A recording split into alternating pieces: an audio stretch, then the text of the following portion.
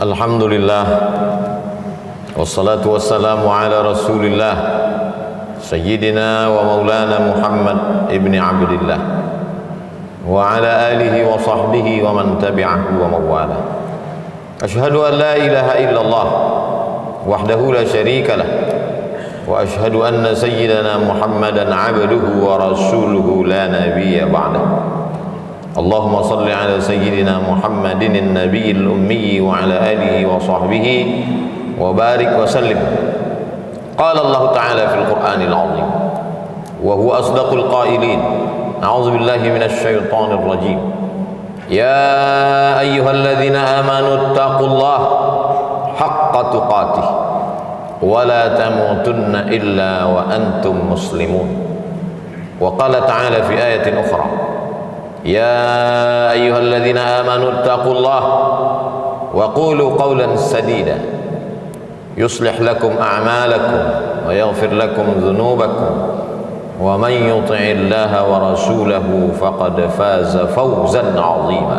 Ibadallah, usikum wa nafsi bi taqwallahi wa ta'atihi faqad fazal muttaqun. Hadirin jamaah Jumat yang dimuliakan Allah Subhanahu wa taala. Seekor semut melihat setetes madu jatuh ke dahan kayu yang lapuk. Dia mencium aromanya dari jauh. Kemudian dia mulai mendekat. Dia tahu ini harum semerbak. Lalu kemudian dia mulai mencicipi manisnya. Kurang puas, akhirnya lebih mendekat. Akhirnya madu yang kental menarik kakinya satu persatu. Lama-lama kepalanya, akhirnya seluruh badannya masuk ke dalam madu. Mati dalam keinginan hawa nafsu yang tak terbatas. Berawal dari keinginan mencicipi, berakhir dengan kematian yang fatal. Semut-semut yang lain pun datang melakukan perbuatan yang sama, mencicipi, terjerumus, tenggelam, dan mati. Akhirnya puluhan semut mati dalam setetes madu. Kalau mati dalam setetes racun biasa, tapi mati dalam setetes madu merupakan tragedi yang luar biasa. Manusia diharapkan tidak seperti itu, maka dikatakan afala ta'qilun. Mengapa kamu tidak berakal? Afala tatafakkarun. Mengapa kamu tidak berpikir? Afala tatadzakkarun. Mengapa kamu tidak ingat? Fadzakir, ingatkan orang lain. Inna fa'ati dzikra, karena mengingatkan itu bermanfaat. Faksusil qasasa, ceritakan tentang kisah-kisah mereka yang mati dalam setetes madu. La'allahum yatafakkarun, mudah-mudahan mendengar kisah itu terbuka cakrawala berpikir mereka, sehingga tidak terjerumus dalam lubang yang sama. Hanya keledai bodoh dan dungu yang terperosok dalam lubang yang sama dua kali. Tapi apa mau dikata, malang tak dapat ditolak, untung tak dapat diraih. Kehidupan manusia, sejarah berulang, musim berganti, isi dunia itu ke itu saja. Dulu, ribuan tahun yang silam, ada seorang yang gagah perkasa, 400 tahun berkuasa di atas dunia, dari timur dan barat di bawah tapak kakinya. Sampai-sampai dia berkata, "Ailahun ghairi?" Adakah Tuhan selain aku? Dia tidak menantang Tuhan, tapi dia berkata, adakah Tuhan selain aku? Allah menghinakan dia dengan cara yang paling hina. Tiba-tiba kepalanya sakit luar biasa karena seekor nyamuk masuk ke dalam lubang hidungnya. Dia pukulkan kepalanya ke dinding, ke tiang, sakitnya semakin parah. Akhirnya dia ambil palu godam, dia pukul kepalanya, sakit itu tidak hilang. nyawanya lah yang melayang. Akhirnya dia mati. Namrus namanya, Nebukadnezar kata mereka. Dia tertulis sebagai sejarah manusia yang mati dalam setetes madu kekuasaan. Hari berganti, musim berubah, perbuatan yang sama diikuti lagi dari belahan dunia. Afrika Utara, Mesir, negeri itu bernama, lagi-lagi menantang. Mana Tuhan?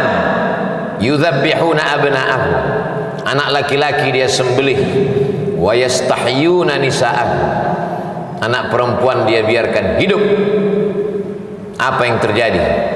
Akhirnya dia pun mati juga dalam setetes madu kekuasaan. Fir'aun dia berkata, hari berganti, musim berubah, manusia tak mengambil pelajaran. Itu juga yang terjadi. Sesungguhnya memang layak dia disebut sebagai manusia. Diambil dari kata nasya, lupa, tak ingat dari mana dia datang. Dia diciptakan mimmaniyyin yumna, dari air yang hina. Setelah itu dia tegak merangkak, lemah, pandangan matanya sejengkal, kakinya bergetar, merangkak dia jatuh, tegak dia sempoyongan. Tapi begitu dia mulai bertenaga, dia angkuh dan sombong, padahal dia hanyalah setumpuk daging busuk yang akan menjadi santapan cacing tanah. Tapi angkuhnya luar biasa. Subhana man yusabbihu bihi ar-ra'du wa bihamdih. Ketika petir menggelegar, manusia berkata, Maha suci Allah, yang planet-planet pun bertasbih mengagungkannya. Malaikat, wa nahnu nusabbihu bihamdika wa nuqaddisu lak. Untuk apa kau ciptakan manusia ya Allah? Kami akan mengagungkanmu, kami akan memuliakanmu, kami akan mensucikanmu. Allah menjawab, inni a'lamu ma la ta'lamu. Aku tahu, kamu tak tahu. Biarlah ini menjadi rahasiaku. Makhluk itu pun diciptakan, makhluk yang amat sombong, angkuh dan luar biasa. Padahal dia hanya kecil, tak punya apa-apa. Dia tegak berdiri, padahal terdiri dari tulang belulang, daging, lemak, sumsum, kuku, bulu, otak. Jantungnya berdetak karena kudrat dan iradat Allah. Nafasnya berhembus karena pinjaman paru-paru dari Allah. Dia bisa tegak berdiri karena otaknya stabil. Sedikit saja demam panas, dia langsung terbaring kaku. Tapi memang manusia angkuh dan sombong. Akhirnya dia berjalan menantang Allah Subhanahu wa ta'ala. Kalau memang Tuhan itu ada, mana dia? Kenapa dia tidak sanggup untuk membinasakan aku? Inna rahmati sabaqat ghadabi. Sesungguhnya kasih sayangku lebih mendahului murkaku. Azizun, Allah maha perkasa. Ghafur, tapi dia juga maha pengampun. Dibiarkannya makhluk yang sombong itu berjalan di atas muka buminya, menghirup udara miliknya, menghembuskan napas dengan paru-paru ciptaannya. Lillahi ma fis samawati wa ma fil ardh. Apa yang ada di langit, apa yang ada di bumi, milik Allah, semua dia pinjamkan. Tapi manusia yang angkuh, yang sombong, yang merasa diri besar, takabur, tak pernah sadar akan itu semua. Sampai akhirnya malaikat maut datang mencabut nyawa, ditarik, disentapkan dalam satu tarikan, seperti tebasan pedang di tempat yang sama beratus kali, seperti kambing yang dikuliti hidup-hidup, seperti mata kail pancing ditarik dari kulit yang basah, dengan wajah yang bermacam ragam, ekspresi kesakitan dan penuh penderitaan. Lalu kemudian rohnya keluar dari jasad. Semua malaikat-malaikat mencium bau busuk. Mereka bertanya, siapa dia? Dia adalah fulan, anak fulan, anak fulan. Ibunya menyesal melahirkannya, ayahnya menyesal menjadi ayahnya, datuk nenek moyangnya disebut namanya. Apa mau dikata? Penyesalan tak lagi bermakna. La tufattahu lahum abwabus sama, pintu-pintu langit tak dibukakan menerima rohnya, sampai Allah berkata, tuliskan dia menjadi penghuni sijjin, tempat orang-orang yang durhaka kepada Allah subhanahu wa ta'ala. Hidupnya singkat, baina sittina wa sab'in, antara 60 tahun 70 tahun, tapi penderitaannya luar biasa. Di alam barzakh 100 tahun, 1000 tahun, sampai malaikat meniupkan sangkakala. Lalu kemudian hari kiamat, barulah kemudian dia bangkit lepas dari azab kubur. An-naru yu'raduna 'alaiha ghuduwwan wa 'ashiyya. Azab neraka ditampakkan di depan biji matanya pagi, petang, siang dan malam. Itulah mengapa orang beriman diminta sebelum salam berkata, Allahumma inni a'udzubika min azabi jahannam wa min azabil qabr. Jauhkan aku dari azab neraka jahanam, jauhkan aku dari azab kubur. Penderitaan demi penderitaan terus datang silih berganti. Orang yang tak tahu berkata, kita antarkan dia ke tempat peristirahatan, padahal azab kubur, azab yang pertama, disusul dengan azab mahsyar, disusul dengan titian siratal mustaqim, puncaknya adalah neraka jahanam. Ketika dia dimasukkan, lalu kemudian malaikat bertanya kepada mereka, alam ya'tikum rusulun, apakah belum datang rasul? Sudah datang rasul, sudah datang wali-wali Allah, sudah datang pewaris para nabi, tapi kami tak pernah mau mendengar. Lau kunna nasma'u, andai kami mau mendengar, au naqilu, andai kami mau berpikir sedetik saja, pasti kami akan selamat. Fasuhqan li ashabis sa'ir. Apa mau dikata, tulisan sudah ditetapkan. Ketika mereka melihat neraka jahanam menyala, pekikan teriakan azab terdengar di ujung telinga, mereka pun berkata, Rabbana, ya Allah, absarna, biji mata kami sudah melihat azab, wa sami'na, telinga kami sudah mendengar azab, farji'na, kembalikan lagi kami ke dunia, na'mal salihah, kami ingin beramal saleh, inna muqinun, kami yakin seyakin-yakinnya. Tapi penyesalan, air mata darah menetes dari kelopak mata, tak dapat merubah keadaan. Itulah mengapa Allah subhanahu wa ta'ala masih mengingatkan laki-laki yang baligh berakal dalam keadaan sehat walafiat, telinganya wajib mendengar wasiat takwa dari khatib, usikum wa nafsi bi taqwallah. Dengarkanlah, takutlah kepada Allah subhanahu wa ta'ala.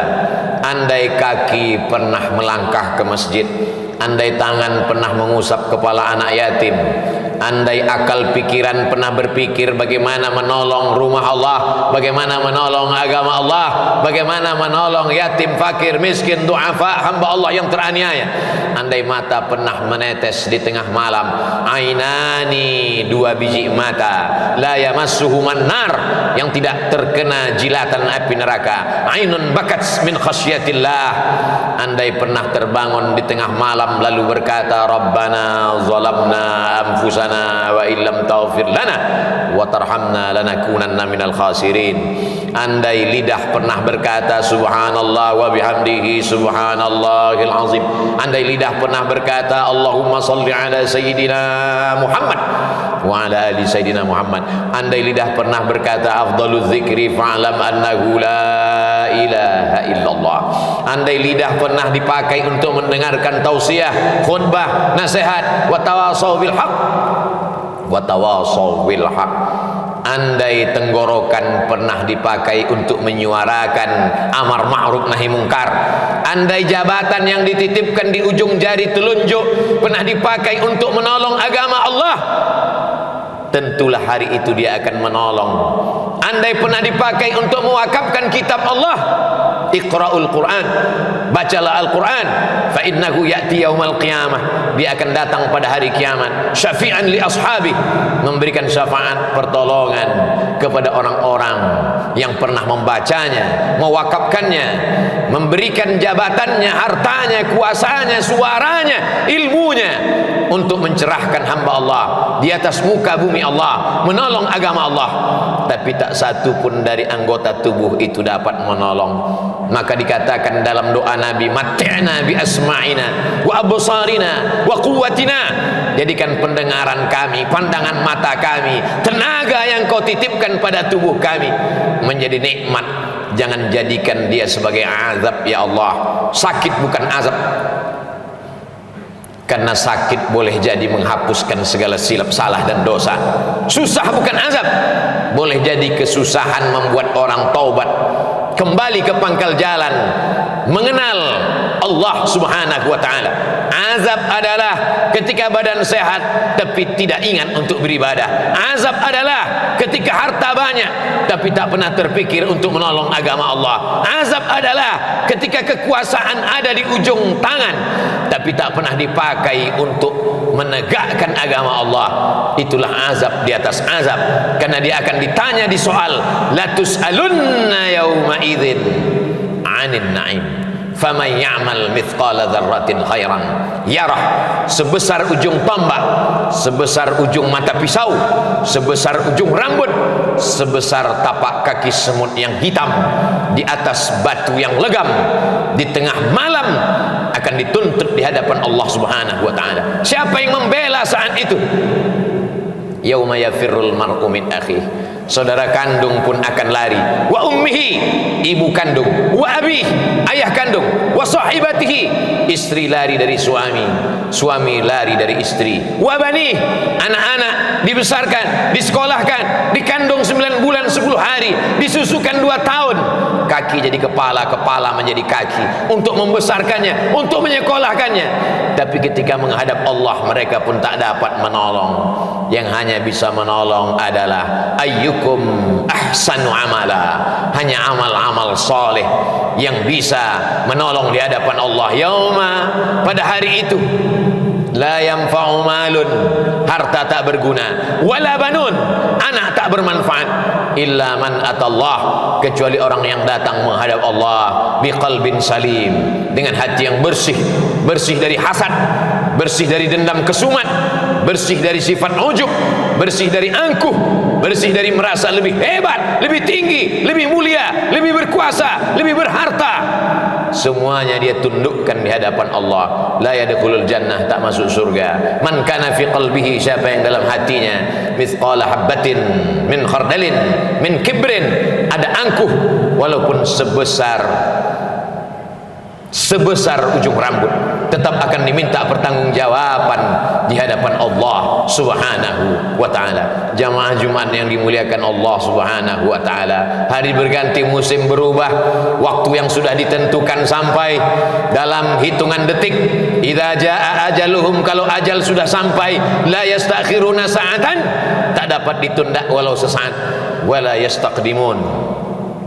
Mata yang terang benderang mulai melihat ruh keluar, terbuka kelopak biji mata, ternganga mulut, ruh pun dicabut. Akhirnya semua hanya sekedar menjadi mimpi dan kenangan semata. Mimpi menjadi orang kaya, mimpi menjadi penguasa, mimpi menjadi orang yang disanjung dan dimuliakan.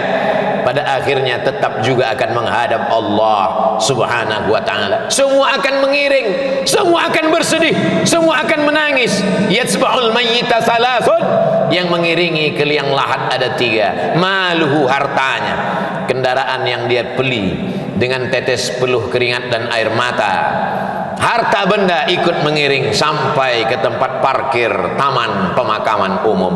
Sahabat, kerabat, handai tolan, anak menantu, kawan sejawat ikut mengiring, menangis mereka sejenak. Setelah itu mereka pun akan pulang ke rumah. Yang ingat, kalau pernah anak disekolahkan ke pondok pesantren menghafal Quran, di tengah malam dia terjaga, dia sholat tahajud, dipandangnya gambar wajah ayahnya di tepi dinding, gambar mulai lusuh, Di saat itu dia pun mengangkat tangan dan berkata, Rabbighfirli wali walidayya warhamhuma kama rabbayani shaghira. Menetes air mata di ujung kelopak jatuh ke bibirnya.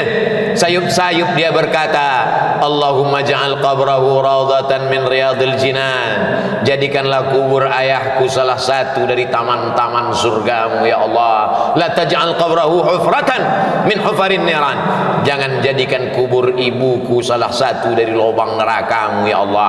Tapi apa mau dikata, dia tak pernah diajar agama, dia tak tahu bagaimana cara mendoakan orang tua, dia tak tahu bersedekah, dia tak tahu sholat malam. Yang dia tahu, kalau sayang adalah hadiah, kalau sayang jalan-jalan, kalau sayang kendaraan, kalau sayang gadget. Kalau tidak ada hadiah, tidak sayang. Sayang kita membinasakan mereka, sayang kita menjerumuskan mereka. Mestinya kita berkata, Rabbi habli minas salihin. Silakan hidup dengan cara apapun, isma syi'ta fa innaka mayyit. Tapi ingat, pada akhirnya kau akan mati. Kau akan digiring ke liang lahat, kau akan dibalut dengan kain kafan, kau akan ditinggalkan, hidungmu akan menempel dengan dinding liang kubur yang tidak bersemen apalagi berkeramik. Kau akan ditimbun, kuburmu akan diinjak, dipadatkan. Mereka semua akan pulang ke rumah, rumah yang kau bangun bagaikan istana, kendaraan yang mahal, keluarga. Mereka semua akan berebut harta warisan. Datang sendiri, kembali pun sendiri menghadap Allah Subhanahu wa taala. Barakallahu li wa lakum fil Qur'anil azim wa nafa'ani wa iyyakum bima fihi minal ayati wadh-dhikril hakim wa taqabbala minni wa minkum tilawatan innahu huwal ghafurur rahim. Allahumma shalli ala sayyidina Muhammad wa ala ali sayyidina Muhammad.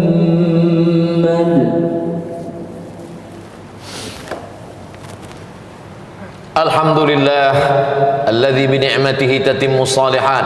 Wassalatu wassalamu ala sayyidis sadat wa ala alihi wa ashabihi ahli al-fadail wal karamat.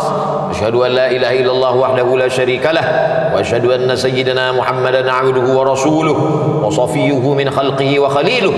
Adda al-amanah wa ballagha ar-risalah wa nasaha lil ummah wa tarakana 'ala al-mahajjatil bayda lailuha kanahariha la yazighu anha illa halik. اللهم صل على سيدنا محمد النبي الأمي وعلى آله وصحبه وبارك وسلم. قال الله تبارك وتعالى في كتابه العزيز أعوذ بالله من الشيطان الرجيم بسم الله الرحمن الرحيم والعصر إن الإنسان لفي خسر إلا الذين آمنوا وعملوا الصالحات وتواصوا بالحق وتواصوا بالصبر. وقال تعالى في آية أخرى إن الله وملائكته يصلون على النبي يا أيها الذين آمنوا صلوا عليه وسلموا تسليما. اللهم اغفر للمسلمين والمسلمات والمؤمنين والمؤمنات الأحياء منهم والأموات برحمتك يا أرحم الراحمين. اللهم أعز الإسلام والمسلمين واخذل الكفرة والمشركين ودمر أعداءك أعداء الدين. اللهم انصر إخواننا المجاهدين المستضعفين في فلسطين وفي روهينيا وفي كل مكان من مشارق الأرض إلى مغاربها. اللهم ادفع عنا الغلاء والوباء والفحشاء والرباء والزنا والمنكر ما ظهر منها وما بطن من بلدنا هذا إندونيسيا خاصة ومن بلدان المسلمين عامة. عباد الله أوصيكم ونفسي بتقوى الله وطاعته فقد فاز المتقون. إن الله يأمر بالعدل والإحسان وإيتاء ذي القربى وينهى عن الفحشاء والمنكر والبغي يعظكم لعلكم تذكرون. فاذكروا الله العظيم يذكركم واسألوه من فضله يعطكم ولذكر الله أكبر والله يعلم ما تصنعون. أقم الصلاة.